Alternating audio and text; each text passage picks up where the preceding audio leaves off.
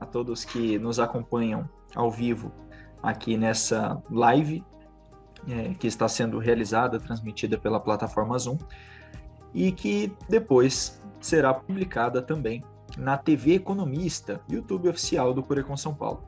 Hoje nós temos aqui conosco o professor Rolf Kuntz. Ele vai falar sobre o jornalismo econômico e a relação entre jornalistas e economistas, tema muito importante para os profissionais da nossa área, além também, claro, do nosso plenário, delegados, ao corpo do Corecon São Paulo e a todos os economistas que, de alguma forma, se relacionam com a área.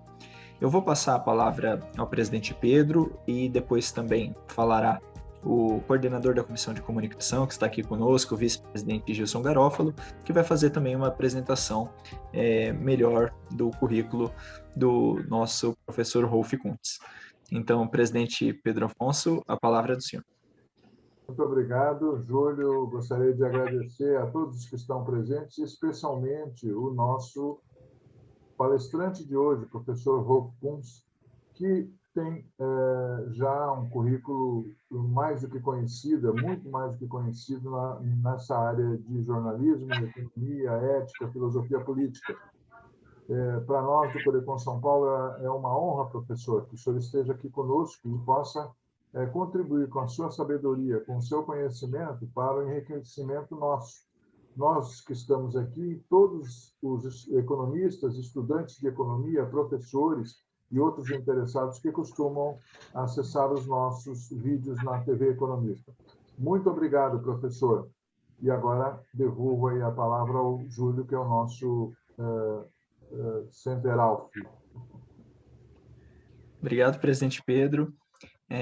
Então, passo a palavra ao vice-presidente Gilson Garófalo, que coordena a Comissão de Comunicação, que é responsável por esse evento de hoje. Professor Gilson. Boa noite a todos, né? Eu tenho a grata satisfação de hoje conhecer esse exímio jornalista, o professor Rolf Kuntz, o qual eu aprecio muito através das matérias que regularmente ele publica aí na Folha de São Paulo e em outros meios de comunicação também. E o companheiro Vicente, também membro da Comissão de Comunicação, ele consegue trazer aqui, para que a gente se embebede, digamos assim, dos conhecimentos, né? O professor Rolf. Eu pediria, então, ao Vicente que fizesse os traços biográficos gerais do nosso palestrante dessa noite. Bom, gente, Rolf Kuntz é uma pessoa que eu conheço há mais de 40 anos.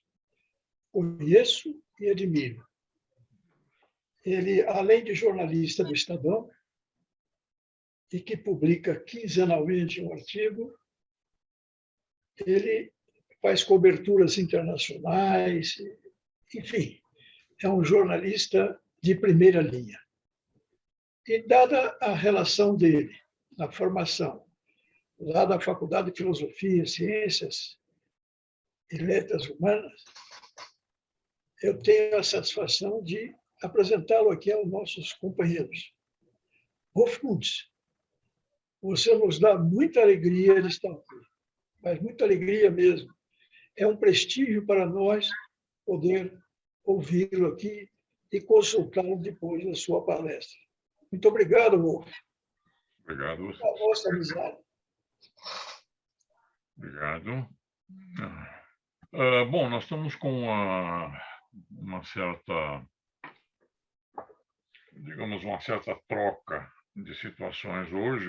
Eu como repórter, frequentei reuniões do Corecon durante muito tempo, em que eu ia para ouvir o que os economistas estavam falando, ia para ouvir, anotar e produzir material para os jornais em que eu trabalhei. Bom, hoje, então, nós trocamos assim momentaneamente a nossa situação e serei eu a falar inicialmente. Bom, eu vou começar com uma afirmação aparentemente estranha. Né?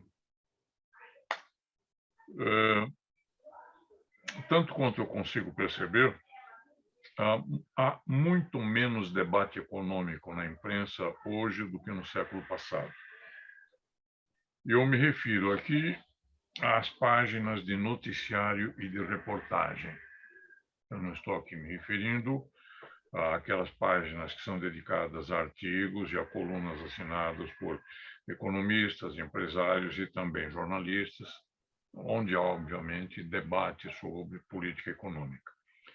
Eu estou me referindo aqui especificamente às páginas de noticiário e de reportagem. E nestas páginas, que são basicamente informativas, há, eu diria, muito menos debate econômico hoje do que houve em outros tempos, mesmo nos tempos da ditadura militar e da censura. Muito bem, vamos a um exemplo. Há algumas semanas eu desencavei um artigo que eu havia lido há muito tempo e que foi publicado na edição de dezembro de 1973 da revista do IPEA. Esse artigo, assinado por Pedro Malan e John Wells, é uma resenha do livro Distribuição de Renda e Desenvolvimento Econômico do Brasil, escrito pelo professor Carlos Geraldo Langoni, da Fundação Getúlio Vargas. Muito comentado na época e elogiado por economistas ligados ao governo, esse livro foi criticado severamente naquela resenha. Jornalistas deram atenção ao livro quando foi lançado e deram depois atenção à crítica. Eu fui um daqueles jornalistas que deram atenção aos dois temas, ao livro de Langoni e à resenha crítica assinada por Pedro Malan. Direta e indiretamente, o trabalho de Langoni motivou a produção de muitas linhas na imprensa, chamando atenção para assuntos como economia da educação e fatores determinantes da maior ou menor concentração de renda, incluídos, naturalmente, a oferta e a demanda de capital humano. No debate, ganharam destaque, além desses temas, as variáveis políticas, como o controle de preços e salários e a maior ou menor extensão das liberdades democráticas, incluída a amplitude da atividade sindical. Figuras como os professores Paul Singer, da FEA USP, e Rodolfo Hoffmann, da Luiz de Queiroz, apareceram em reportagens como personagens importantes dessa discussão. Menciono aqui apenas dois de muitos nomes importantes que apareceram nas páginas informativas dos jornais, participando nessa época desse debate. Cito isso apenas como exemplo. Em reportagens, artigos, entrevistas e notícias, a discussão econômica esteve presente de várias formas nas páginas de cobertura, insisto, nas páginas de cobertura, não naqueles espaços dedicados especificamente a artigos de colaboradores. Isso entre os anos 1960 e 1990. Apesar da censura e de outras formas de repressão durante o período militar, houve críticas à compressão salarial, condenaram-se as posições, entre aspas, monetaristas atribuídas ao governo e, em certos momentos, números oficiais, especialmente indicadores de inflação, foram contestados. Divergências no interior do governo, e é preciso aqui destacar a independência do IPEA, também criaram espaço para a apresentação de opiniões críticas e alguns jornalistas souberam aproveitá-lo. Além disso, o contato direto com economistas do IPEA ajudavam a enriquecer e a ordenar o material publicado nas páginas econômicas. Era quase parte da rotina para repórteres como eu dar um pulinho até o Rio, dar uma chegada até os escritórios do IPEA, sentar lá, conversar com alguém, pegar algum material, conversar sobre pesquisas que tinham sido recentemente publicadas e assim por diante. Esse é um dos detalhes mais curiosos do período militar. O IPEA, que havia sido fundado e organizado e montado pelo João Paulo dos Reis Veloso, se manteve durante todo o período da ditadura como um espaço de discussão, um espaço frequentemente de contestação das opiniões oficiais e como fonte de informação analítica bastante relevante. Nós ainda vamos lembrar muito das coisas que foram feitas pelo João Paulo dos Reis Veloso. Eu diria que pouquíssimas pessoas hoje têm noção da importância do Veloso para a Revolução Agrícola Brasileira, por exemplo. Ele tem tudo a ver com a Revolução Agrícola, ele tem tudo a ver com a valorização da Embrapa, da pesquisa agrícola, da modernização tecnológica do setor e assim por diante. Mas muita gente hoje não sabe disso. Bom, voltando ao nosso tema. Então, apesar da censura e de outras formas de repressão durante o período militar, houve críticas à compressão salarial, houve críticas à política do governo, etc. e tal. Além disso, então, o contato direto com economistas do IPEA e de outras instituições de pesquisa ou de produção estatística ajudavam a enriquecer o material publicado nas páginas econômicas. O contato direto entre profissionais das duas áreas, a área da imprensa e a área da análise econômica, resultou em muito material jornalístico. Reuniões do Corecon, a velha sede era aquela do viaduto 9 de julho, Essas reuniões do Corecon eram realizadas com a presença de repórteres e alimentavam o noticiário. Eu frequentava regularmente essas reuniões, discutia-se política econômica nesses encontros e as análises propostas pelos economistas viravam material noticioso. Esse tipo de contato entre economistas e jornalistas é hoje muito menos frequente do que foi em outras épocas, incluído, e eu insisto nisso, curiosamente, o período da ditadura militar. Discutia-se, então, política econômica nesses encontros e essa discussão virava notícia. Hoje, o grande tema das conversas ou das mensagens eletrônicas é o mercado. E que diabo significa mercado? O mercado, na linguagem atual, significa principalmente, designa principalmente, a Bolsa de Valores e outros segmentos do setor financeiro.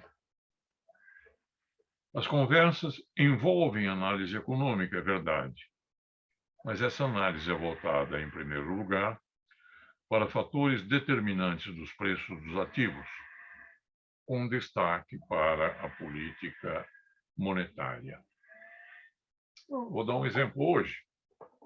Acho que todo mundo deve ter recebido hoje, por e-mail, logo de manhã, um daqueles informativos, enfim, das agências jornalísticas, que chamavam a atenção para a provável tensão nas bolsas diante da expectativa de aceleração da alta dos juros nos Estados Unidos. Então,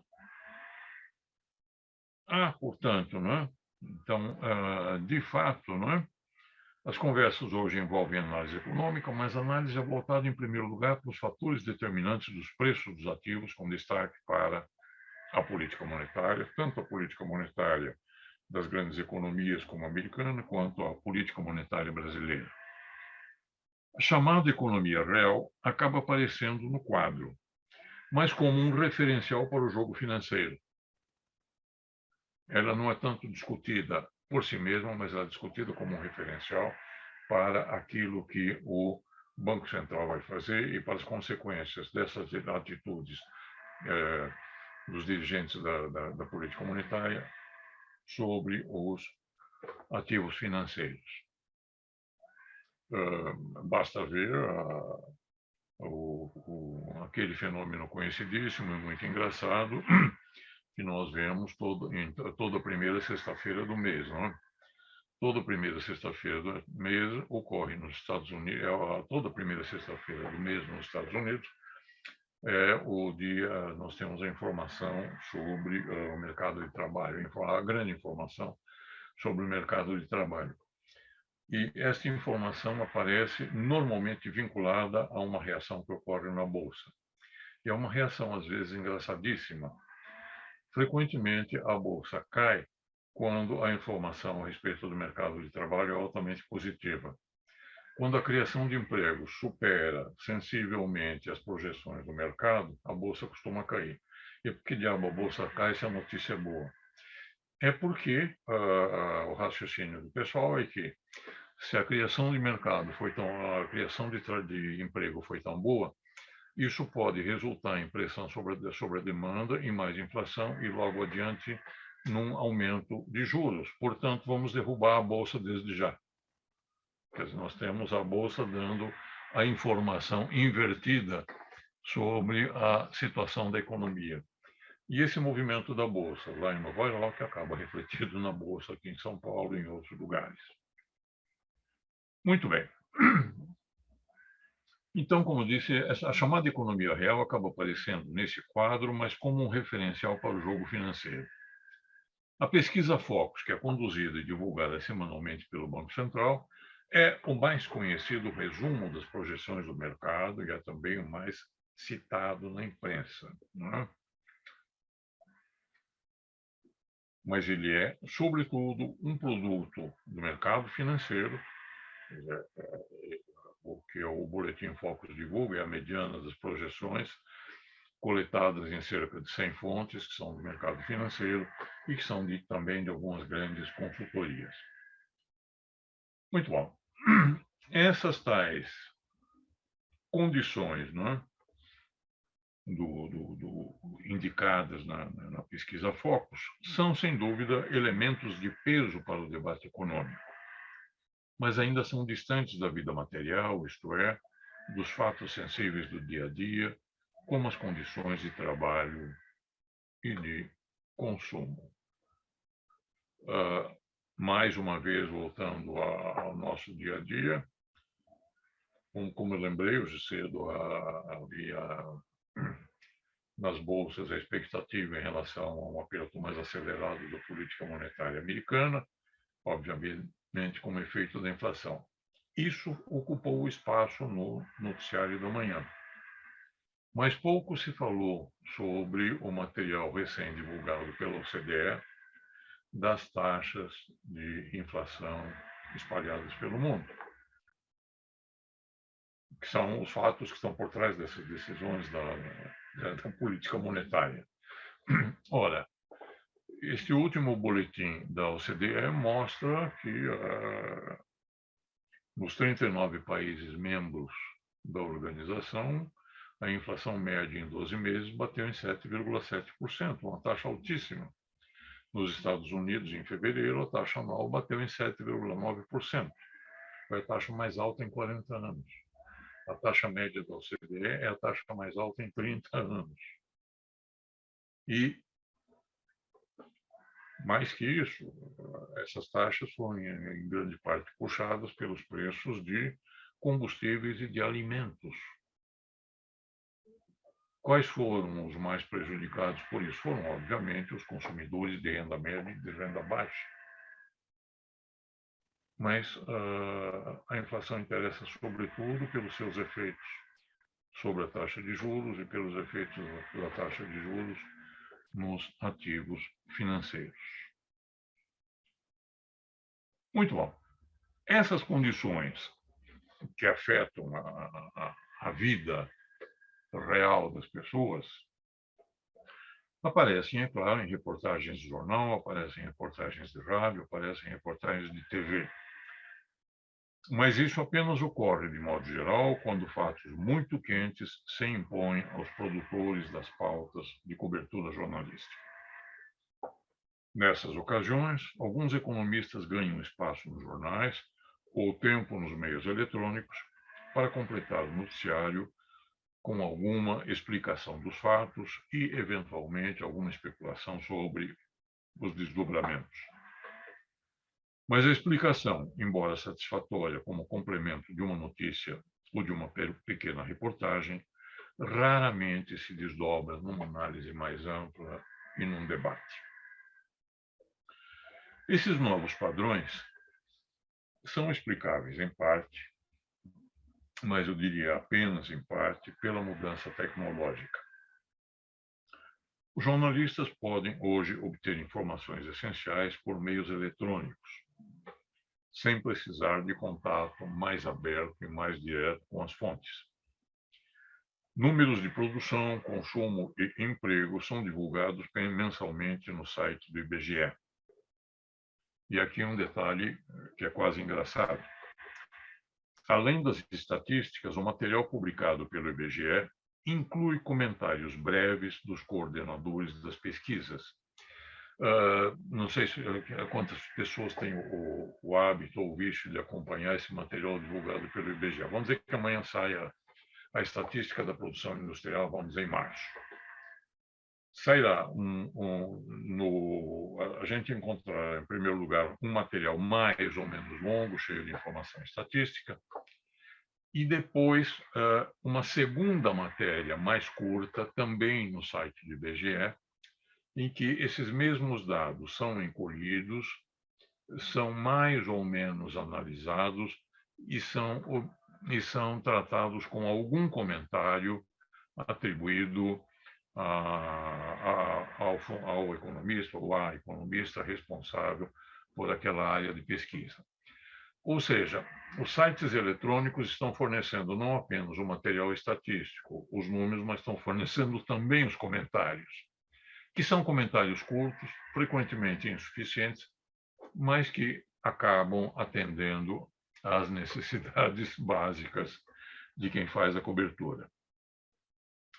Então, por via eletrônica, os jornalistas encontram material arrumadinho, bem ordenado e até comentado. Embora geralmente moderados, esses comentários fornecem ocasionalmente insights aproveitáveis para alguma crítica ao governo. Nem todos se satisfazem, é claro, com o material disponível, e alguns repórteres, afinal, procuram as fontes para dados adicionais e para análises complementares, além de buscar as opiniões de fontes não oficiais. Essas fontes, é claro, são frequentemente figuras do mercado, que são aquelas que têm contato mais regular com uma boa parte da imprensa.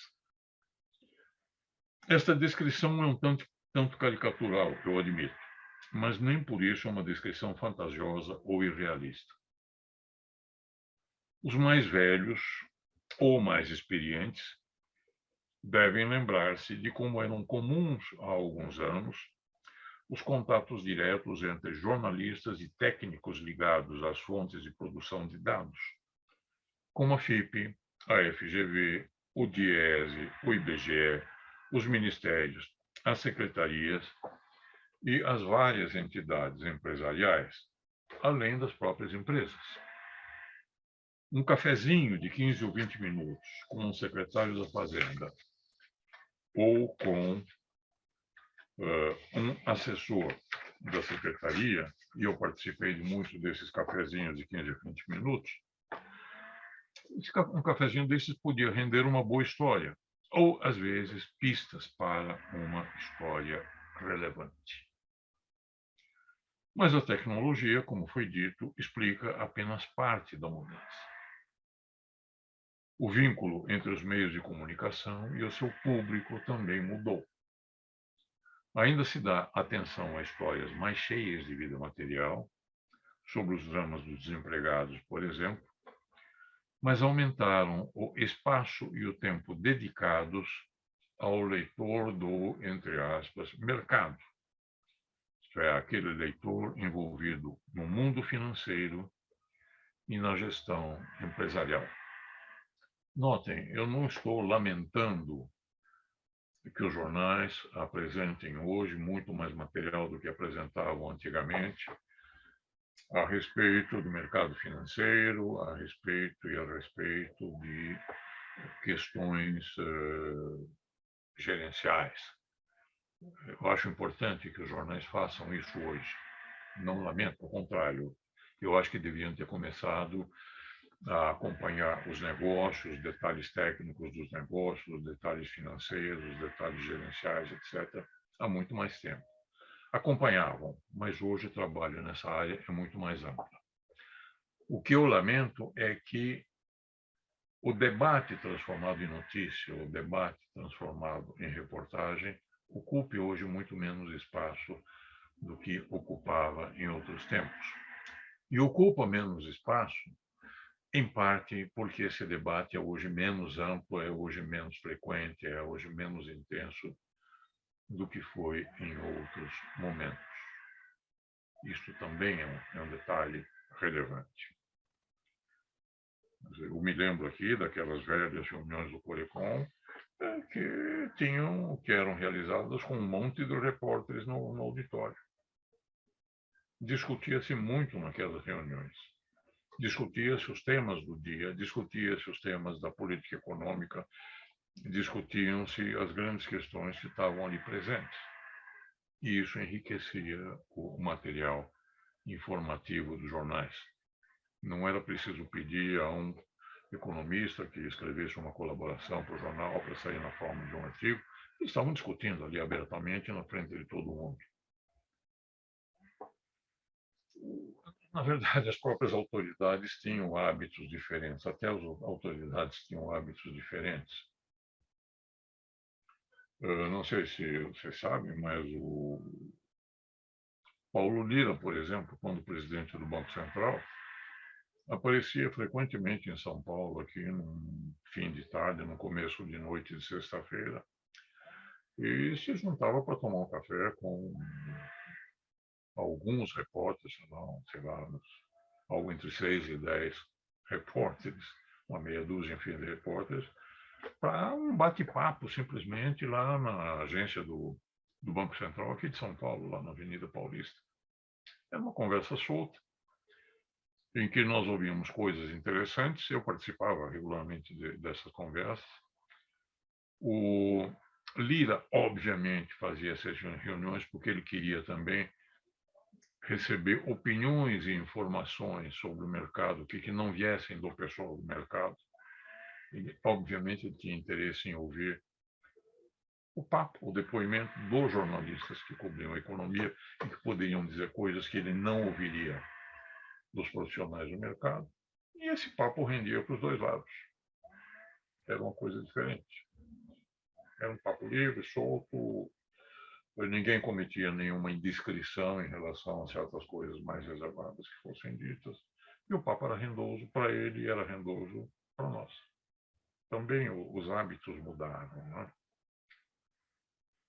Muito bem. Então, as explicações podem variar. Podem ser mais ou menos complexas, mas parece difícil negar um fato. Nos últimos anos, e especialmente nos últimos 4, o debate sobre política econômica foi muito menos amplo e muito menos intenso do que poderia e deveria ter sido. A análise crítica ficou quase restrita ao trabalho dos colunistas, sendo designados por essa palavra tanto os colaboradores externos, que são empresários, especialistas, operadores no mercado, economistas, quanto os jornalistas profissionais, entre os quais eu me incluo.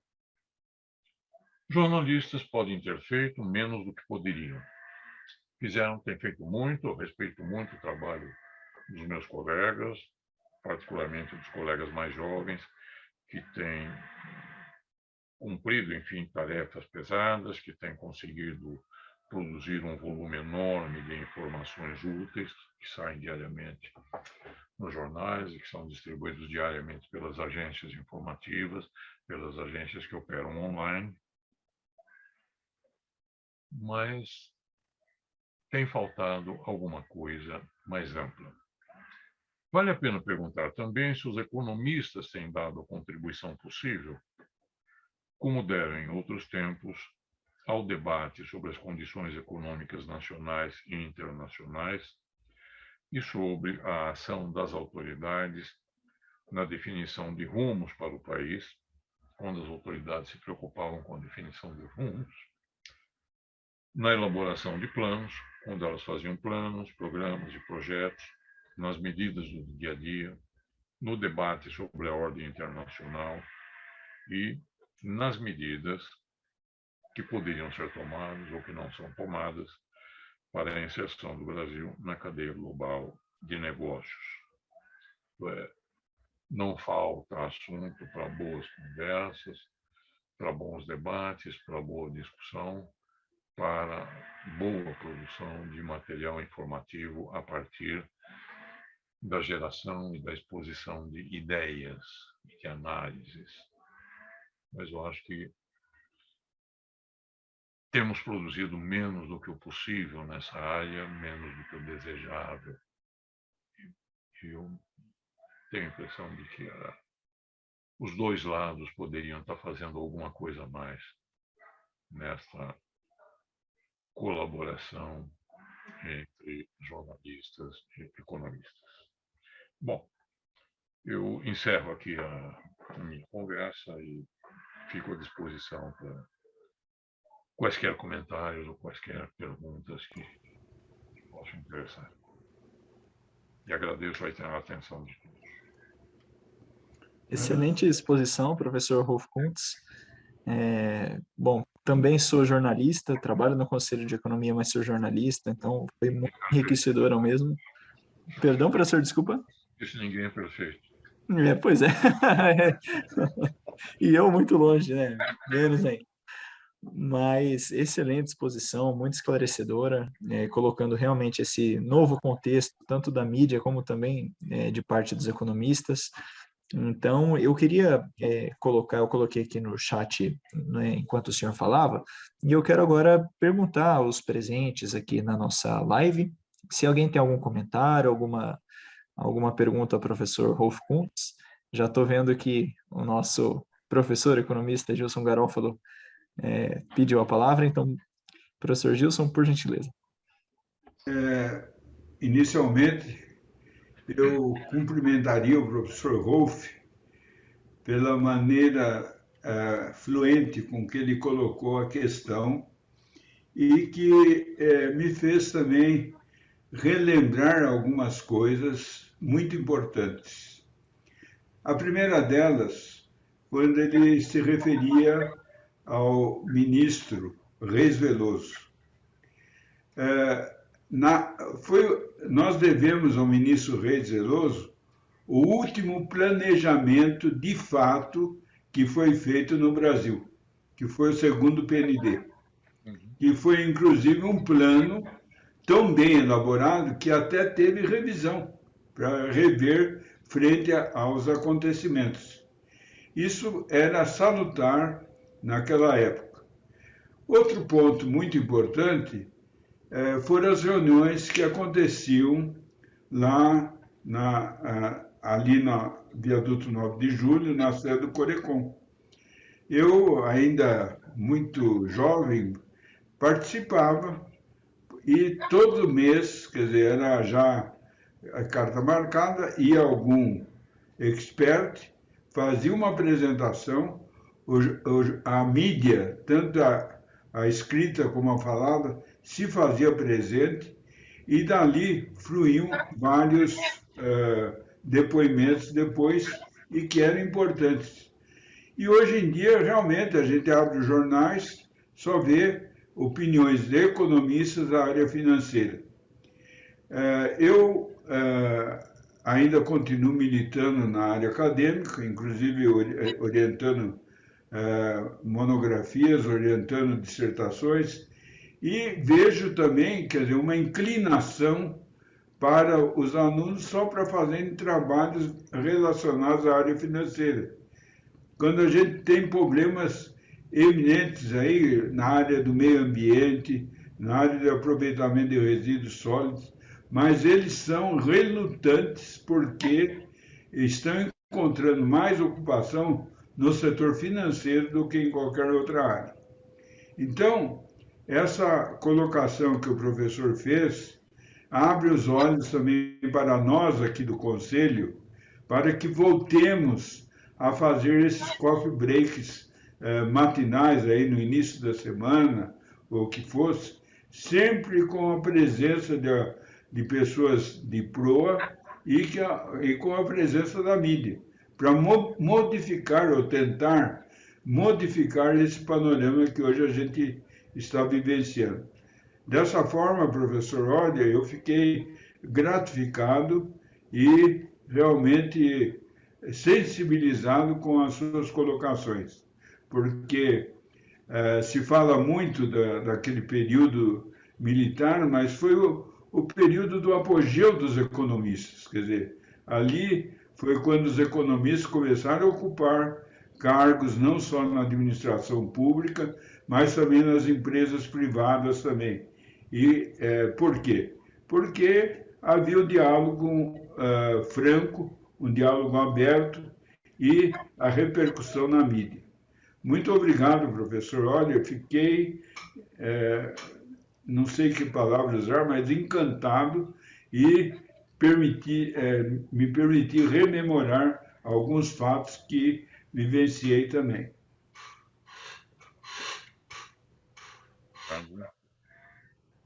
Acho que valia a pena lembrar essas coisas. Algumas coisas podem parecer conversa de velho e talvez sejam, mas algumas coisas interessantes que vale a pena lembrar. E eu acho lamentável lembrar coisas, fazer comparações em que alguma coisa positiva seja dita sobre o que nós vivemos no período militar, no período da ditadura. É curioso, né? Em tempos tão difíceis havia mais vida em algumas atividades e estranho. Bem estranho. Bem estranho. Mas Júlio, nós temos o companheiro Haroldo e o companheiro Vicente, os dois querem também falar. Perfeito. Então, nosso conselheiro Vicente, por gentileza. Rolf, eu gostaria de fazer uma provocação, com todo respeito. Você afirmou que o debate econômico ficou prejudicado pelas tecnologias, tecnologia da informação. Como é que a gente poderia reverter esse quadro? Na sua opinião, como jornalista de SCOM, militando num órgão tão importante como o Estadão, como é que você vê essa situação? Porque, de fato, o debate econômico ficou prejudicado. Mas eu queria ver qual é o roteiro que a gente poderia seguir, sobretudo nós do Corecon. Será que nós tínhamos condições de fazer a coisa se modificar? Bom, não tenho nenhuma resposta definitiva para qualquer dessas questões. Bom, em primeiro lugar, eu não diria que a tecnologia prejudicou. Eu diria que a tecnologia reforçou uma tendência. Isto é, já que nós não temos de conversar pessoalmente, a tecnologia facilita esse distanciamento, assim como a tecnologia facilita enfim, a gente tomar menos sol e chuva. É coisa simples. Se o sujeito tem de ir uma vez por semana até a cidade universitária para pegar lá com o responsável o resultado da pesquisa de preços da FIP, claro, isso dá trabalho, o sujeito tem de ir até a cidade universitária, em geral ele aproveita para tomar um café lá na feira, etc. Só aproveitava. Mas naquele rápido contato com o coordenador da pesquisa de preços da FIP, aquele rápido contato, você tinha uma conversinha que rendia alguma coisa além dos números. É inevitável. Essa conversa acaba rendendo alguma coisa além dos números.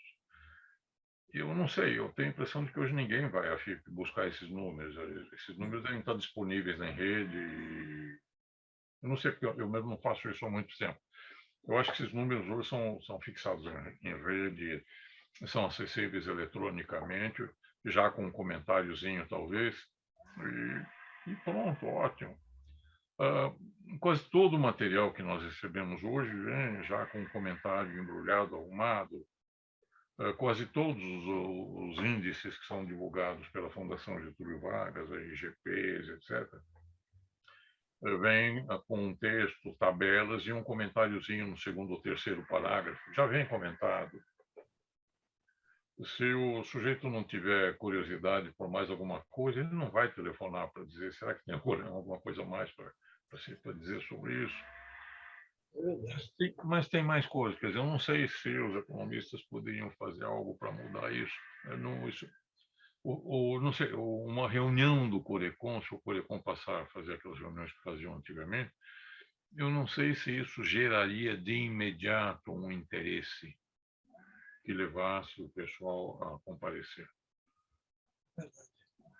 Pode ser valer a tentativa, pode ter sentido, mas não sei se isso geraria esse tipo de interesse. Eu venho de uma geração diferente, essa conversa de velho realmente. Eu sou um repórter acostumado a tomar sol, chuva. Eu passei a minha vida tomando sol, tomando chuva, circulando por aqui, tomando muita neve também. Aguentei muita neve na minha vida em trabalho de cobertura como repórter de rua. O pessoal hoje toma muito menos sol e chuva. Tem isso aí. Perfeito, professor. Atendido, Vicente? Algum comentário extra? Atendido? Claro. Nosso conselheiro Haroldo também tem um questionamento, uma colocação. Haroldo? Sim. Parabéns ao Vicente por conseguir trazer um palestrante brilhante como o professor Rolf. Agradeço imensamente. Já li muita coisa do professor e deu para perceber agora a clareza, né, da linha de raciocínio dele a partir da própria fala dele, né, talvez com 2 ou 3 anotações ali, discorreu sobre uma palestra e tenho certeza que falaria horas se precisasse, só com alguma anotaçãozinha ali para seguir a linha. O senhor fez um diagnóstico perfeito, né, no meu ponto de vista, mas eu queria inserir outros elementos aí, talvez por essa dificuldade de atrairmos, né, mais gente, mais jornalistas para escreverem sobre os nossos temas com algum nível de profundidade, né? O que a gente tem visto, o professor mencionou, vem lá aquela produção industrial do IBGE, os indicadores de preço com algum comentário e não passa muito daquilo ali, até porque hoje eles têm a necessidade, parece que urgente, o mais importante é dizer o que aconteceu com a produção industrial no segundo, depois sem nenhum tipo de análise mais profunda. Parece que a velocidade é o que conta hoje exclusivamente, especialmente nesse mundo das mídias sociais. Mas eu vou dar um passo antes. Eu acho que o debate e a falta de interesse dos jornalistas também de se aprofundarem no tema é que parece que a gente viveu um momento aí nas últimas décadas, 3 ou 4 décadas, inclusive, de algumas verdades que parecem ser absolutas e difíceis de serem contestadas. O professor que está me orientando no doutorado da PUC, é o professor Francisco Fonseca, ele escreveu um livro chamado Consenso Forjado, em que ele mostrava, por exemplo, que os grandes meios de comunicação, os jornalões, né, e a TV e etc., compraram muito bem a história do processo do consenso de Washington, a questão do neoliberalismo com verdade absoluta e como a econometria, por exemplo, falando mais diretamente aqui ao nosso grupo, tomou a verdade para si, qualquer outra coisa, uma análise mais substancial ou subjetiva tenha perdido a importância. Por exemplo, falar de política industrial até pouco tempo atrás era coisa que, isso é coisa de velho, né? Isso é coisa de pessoal da época da ditadura, não tem nada de política industrial, o negócio é ter o tripé macroeconômico funcionando e a economia vai funcionar de per si. Até o FMI lançou, né, um paper recente, em 2019, dizendo aquela política que não pode ser nominada, a política industrial, ou seja, voltou a retomar esse assunto. Então, minha pergunta é, professor, não é esse contexto, de uma forma geral, aí que a gente perdeu aquela profundidade do jornalismo com mais conteúdo e menos descritivo? Não sei, eu não diria que o jornalismo está dominado pelo neoliberalismo, até porque o neoliberalismo não tem tanta força hoje quanto teve, vamos dizer, nos 30 anos finais do século passado. O neoliberalismo teve um peso muito grande entre os anos 70 e, enfim, o final do século. Perdeu muito dessa importância. O Fundo Monetário mudou. O Fundo Monetário, desde antes da Christine Lagarde, ele já vinha mudando de uma forma muito relevante. A política hoje o Fundo Monetário hoje só é desculpa para a desgraça para o governo argentino. Ninguém mais pode atribuir as desgraças nacionais ao Fundo Monetário. Não vamos esquecer que desde o início da pandemia o fundo proporcionou financiamentos de emergência, que na verdade foram operações de socorro, para cerca de 90 países. Quer dizer, nós tivemos aqueles 20 e tantos países europeus que não precisavam da ajuda do fundo, que eram capazes de se virar para enfrentar o impacto econômico da pandemia, mas havia um monte de países pobres por aí, e mesmo países não tão pobres, aqui na América Latina, por exemplo, que foram socorridos pelo fundo. O fundo deu uma contribuição fantástica para a sobrevivência desses países durante o período da pandemia, cerca de 90. A última estatística que eu vi dava 80 e tantos, estava ali aproximando-se de 90. E nós sabemos que uma boa parte desse financiamento tem papelzinho assinado por mera formalidade. É financiamento a fundo perdido mesmo, na maior parte dos casos. É um financiamento extremamente importante, extremamente produtivo, que, em primeiro lugar, garantiu a sobrevivência de milhões de pessoas, mas como operação financeira é a fundo perdido. Então, nem o fundo é o que foi em outros tempos. O fundo mudou. E já vinha mudando, repito, desde antes da Christine Lagarde e continua mudando. A atual diretora-gerente é uma continuadora da Christine Lagarde, exceto no sotaque. A Christine Lagarde, francesa, falava um inglês quase sem sotaque, porque ela havia trabalhado como advogada num escritório americano durante muito tempo. A atual diretora, que vem da Europa Oriental, lá do outro lado do mundo, falou com sotaque bravo, mas é uma grande figura, com uma grande experiência em organizações internacionais. Então, eu acho que aqueles que realmente acreditam naquelas verdades do chamado neoliberalismo, hoje são alguns no mercado, alguns em alguns governos. Eu tenho a impressão de que há no governo brasileiro gente que ainda acredita nessas coisas. Eu diria que, vamos lembrar de alguns detalhezinhos, assim como a gente podia antigamente falava em maquiavelismo de botequim, marxismo de botequim, também existe, e também podemos falar de keynesianismo de botequim, também existe um liberalismo econômico de botequim. Né? As pessoas que passam pela Universidade de Chicago, por exemplo, não saem todas iguais. Algumas podem sair com liberalismo de botequim e outras podem sair com a cabeça um pouco mais rica.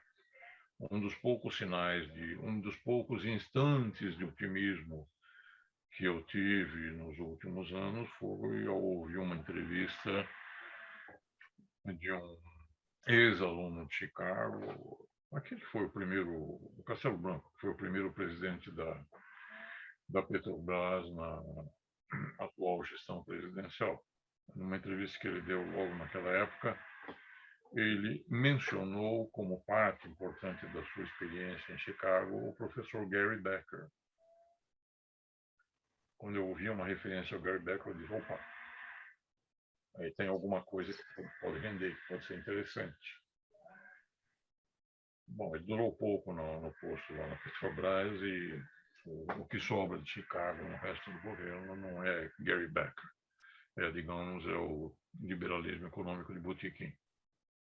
Então, isso acontece por aí, tem isso no mercado, tem isso no governo, tem isso em vários setores.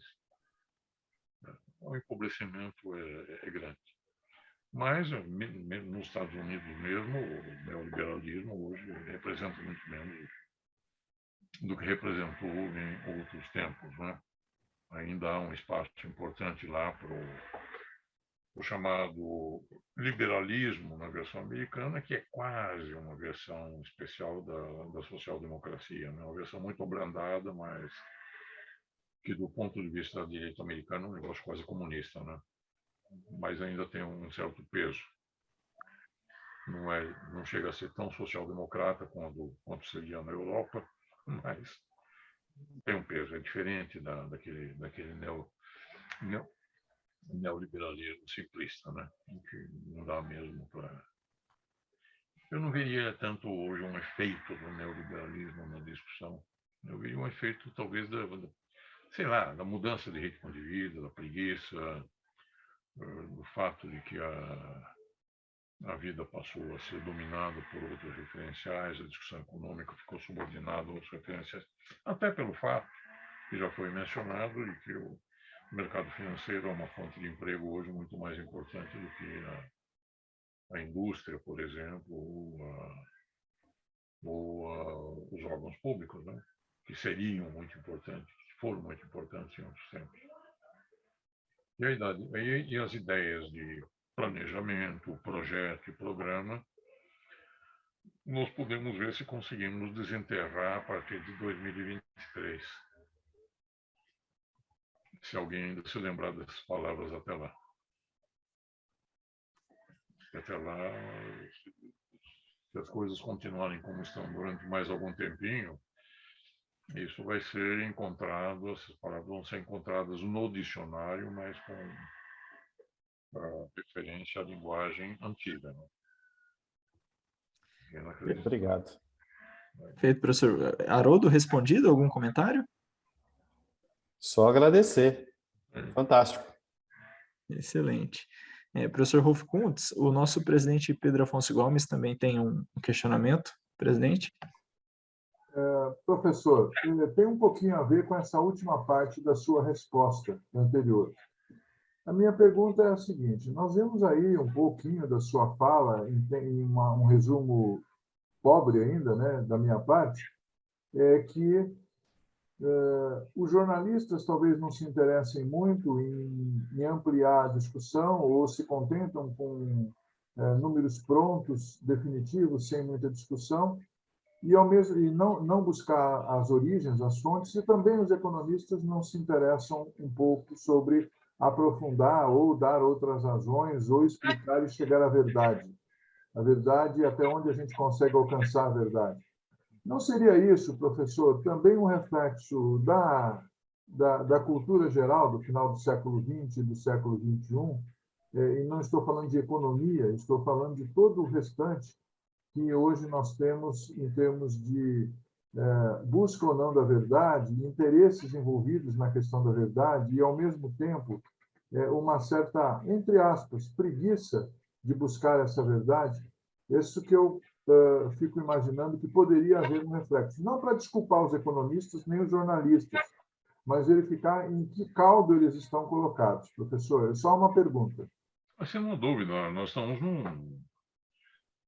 em relação a tudo aquilo que eu lembrei, nós estamos num outro mundo.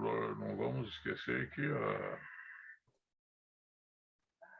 uma quantidade gigantesca de pessoas hoje se informa, entre aspas, porque isso não é informação, pelas chamadas redes sociais.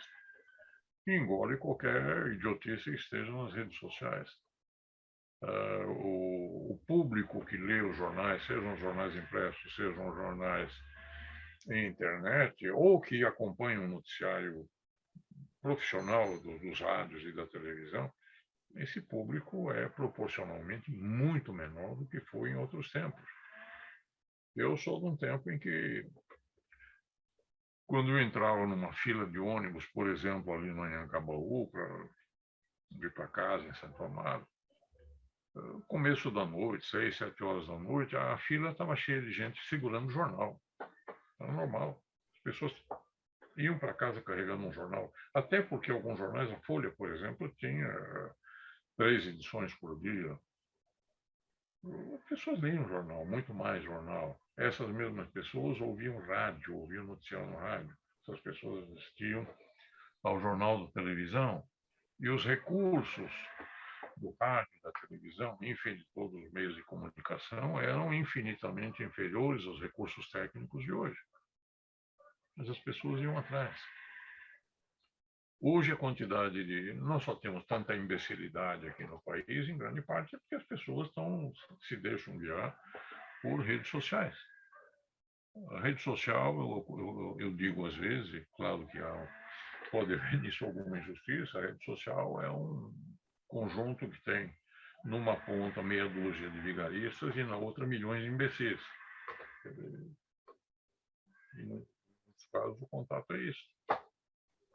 Quer dizer, a quantidade de bobagem que se transmite. Claro que as redes sociais podem ser utilíssimas, podem ter muita coisa boa, mas aqueles caras que a gente vê atravessando a rua no farol ou com farol vermelho, olhando o celular, certamente esses caras não estão vendo no celular nada que seja relevante.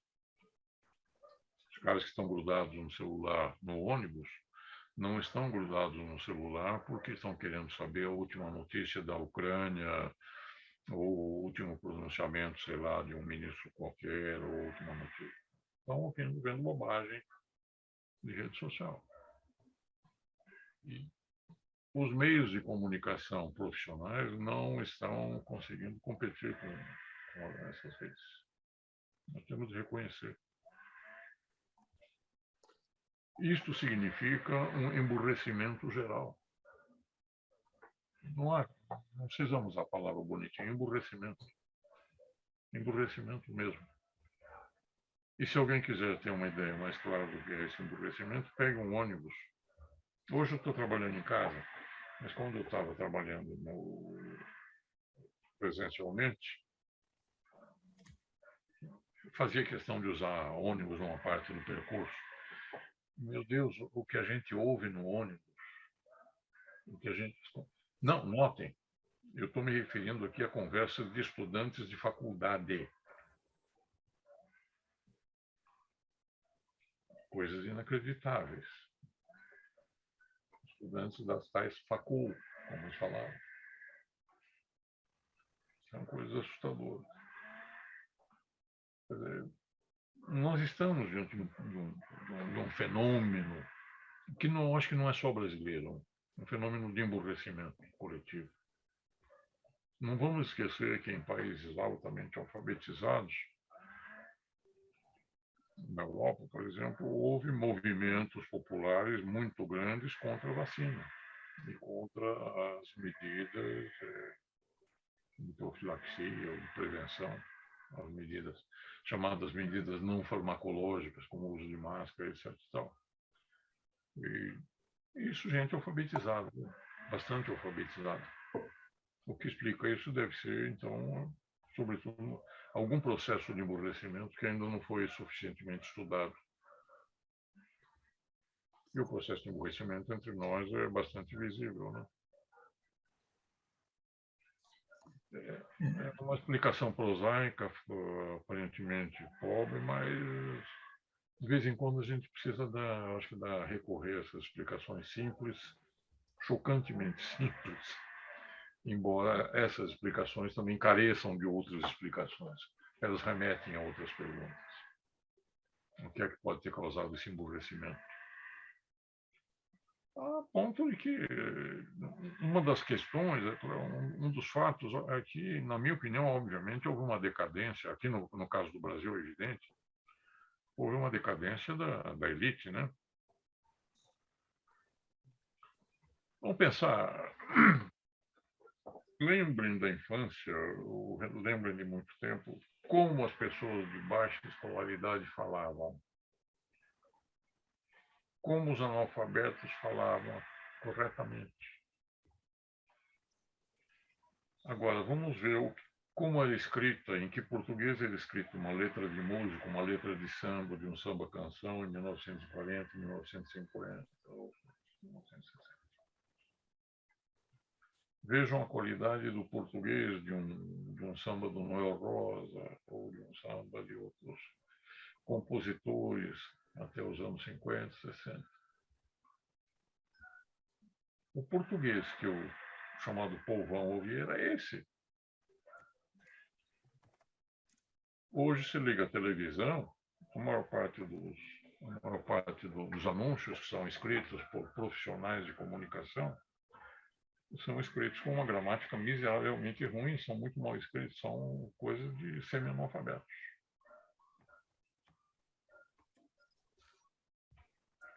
Isso também pesa, né? O senhor colocou a questão do samba. Cartola é sabidamente semi-analfabeto, era, né? Então, isso já diz muito. Mas escrevia direitinho. Maravilhosamente direitinho. Com toda a adaptação linguística, né, professor? Mas Patativa do Assaré, que não sabia escrever, no final, claro que ao falar tinha aquele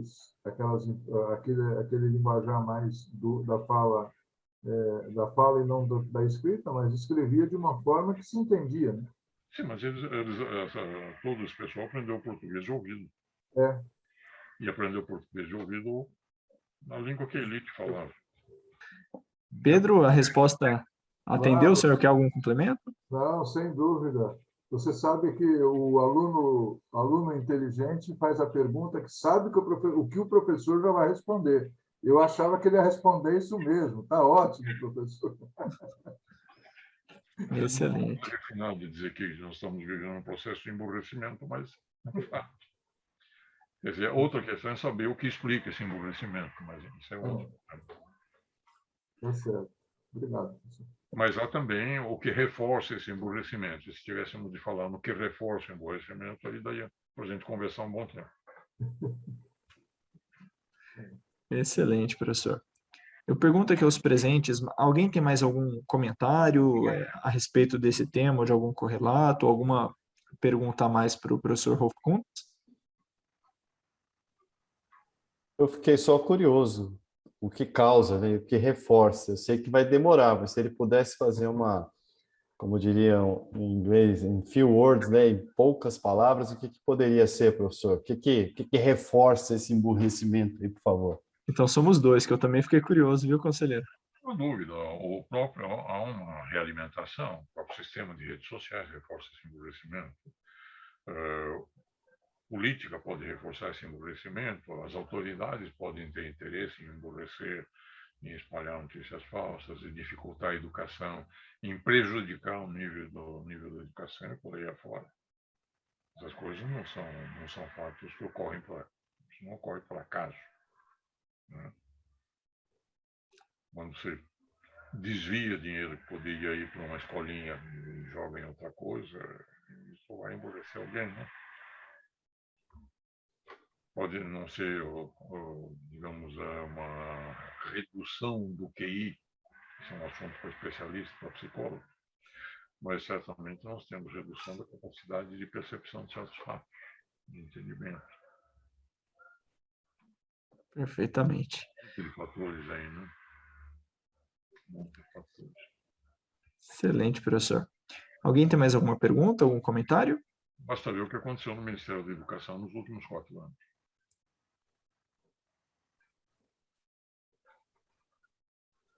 Isso. Animador, né?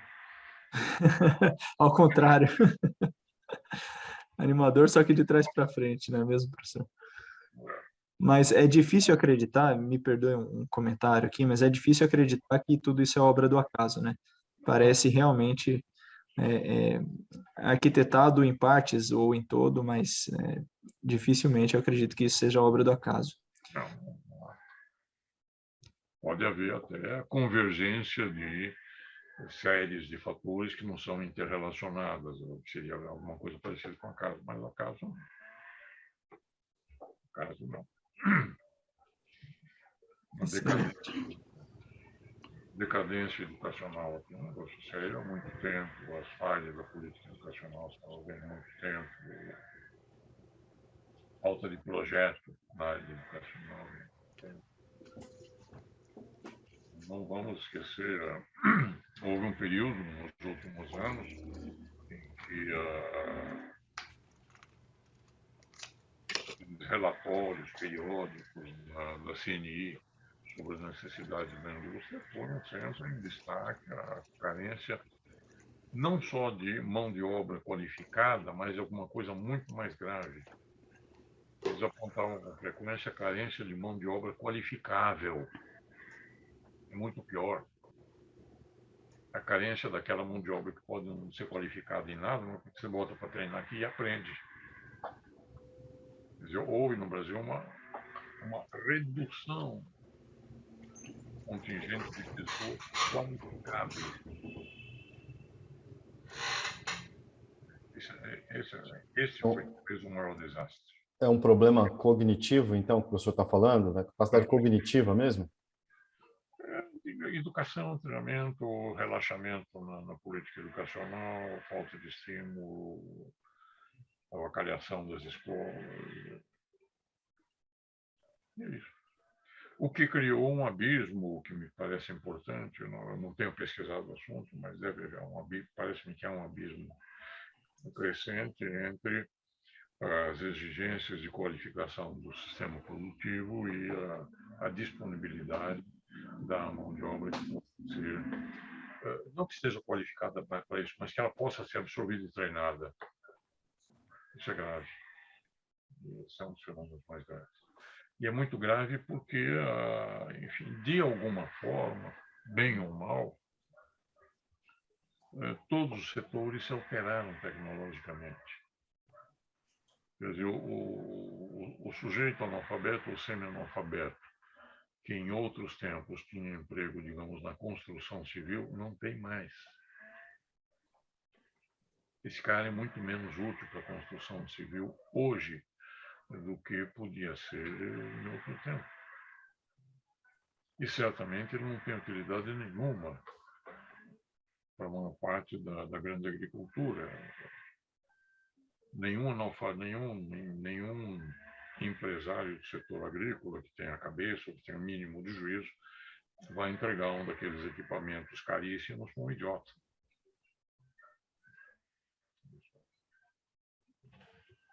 Então, esse abismo parece estar crescendo. Excelente, professor. Nosso vice-presidente Gilson Garófalo quer fazer algum comentário? Eu acho que foi muito esclarecedora a apresentação, né? Vários pontos foram aclarados. Essa massificação que a gente assistiu do ensino também está trazendo essas consequências. O professor, no final, aí colocou com muita propriedade, quer dizer, a tecnologia hoje está exigindo muito. E quando se fala que o mercado de trabalho, que o desemprego está alto, em alguns segmentos realmente existe espaço. Só que não existem pessoas qualificadas para poderem ocupar aquelas posições. E é interessante essa parte final, quer dizer, aquele peão de obra que a gente falava que ele fazia o que era mandado, quer dizer, hoje, mesmo nas obras, precisa ter um elemento com mínimo de qualificação. Mudaram-se os sistemas, vejam como as construções são edificadas aí de forma rápida, por quê? Por causa da tecnologia que está sendo incorporada. Então, o investimento na área tecnológica e no ensino tecnológico também tem que ser intensificado. Infelizmente, não está acompanhando a velocidade que seria desejável nessa área. Eu acho que agora eu faço o adiantado da hora, eu agradeço a apresentação, passo a palavra ao companheiro Vicente e ao nosso presidente Pedro Afonso para que faça o encerramento, então. A minha manifestação é de muita satisfação pela palestra do Wolff. Wolff, muito obrigado. Você abrangeu bastante coisa e vai fazer os economistas pensarem um pouco. Nós temos muitas carências no Brasil. A primeira delas, que eu particularmente sinto, é de planejamento. O Gilson até mencionou que o último plano que nós tivemos foi do ministro Veloso. E lá para cá, não fizemos nada. E você, Rolf, fez-nos pensar numa porção de mazelas que nós estamos enfrentando. Mazelas que também estão, por outro lado, associadas ao desenvolvimento. Os métodos eletrônicos têm feito uma transformação, de fato, muito grande. Mas também nós temos que lidar com isso. Eu, então, fico muito agradecido a você, Rolf, pela palestra de hoje. Ela nos faz pensar em muitas coisas, em muitos desafios que estão pela nossa frente. Muito obrigado, Rolf.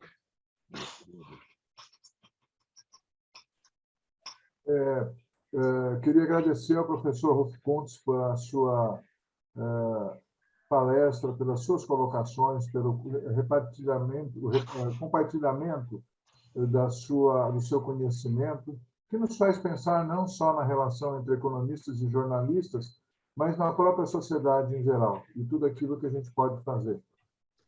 Dizia uma música de Geraldo Vandré, que quanto mais eu ando, mais vejo estrada. Então, nós viemos aqui para escutar sobre o relacionamento entre jornalistas e economistas e começamos a refletir não apenas sobre os jornalistas e economistas, e sim sobre toda a sociedade que também depende de nós, jornalistas e economistas. Acredito que, dentro das nossas possibilidades, vamos tentar aqui, professor, a partir das suas reflexões e de outras que a gente possa fazer também, fazer o papel que o economista, ou seja, procurar que o economista se integre e comece alguma coisa. E também transmitir isso aos futuros economistas nas faculdades de economia. Acho que esse começo faz a diferença. Se não se começa, não se consegue andar, não se consegue ir adiante, né? Isso é óbvio. Então, vamos tentar fazer na medida da possibilidade e agradecemos muito pelas suas colocações, pela sua presença, pela sua disponibilidade. Obrigado, professor. Agradeço o convite. Para mim foi bom bater esse papo, foi saudável. Trocar ideias, ouvir opiniões, ouvir dúvidas. Para mim é bom. Eu vivo disso. Muito obrigado. Perfeito, professor Rolf Kuntz, presidente Pedro, Gilson, Vicente, Haroldo, todos os demais presentes. Eu gostaria de lembrar a todos que esse vídeo, essa live de hoje, esse nosso encontro, será publicado na TV Economista e ficará disponível, né, para todos os economistas e para toda a sociedade também. Então, desejo uma excelente noite a todos e até uma próxima.